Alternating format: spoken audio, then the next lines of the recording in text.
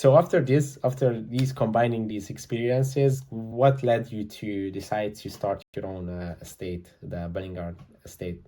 Yeah, and so I always knew we wanted to do this, my wife and I, and we went to Burgundy. I forget which year, but we had been making wine in the garage for 10 years at the time, and so this would have been 2014 maybe ish.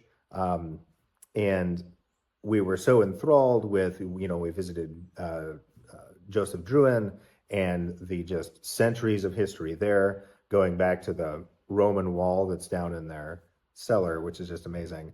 And we were struck by a thought that every single winery, especially these multi-generational things, they had one thing in common, which is they started at some point.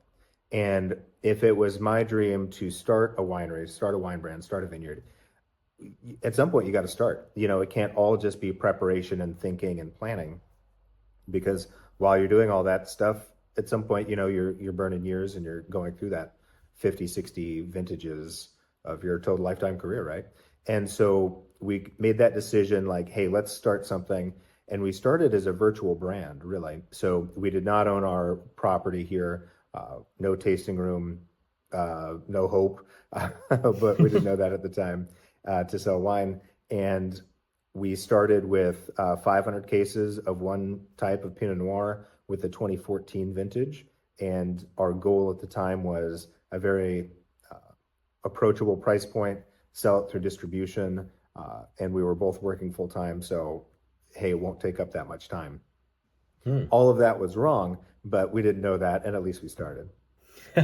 Wow, that's always the best strategy to just start, because you can prepare as long as you want, but you cannot get that experience of starting, failing. So that was a good call.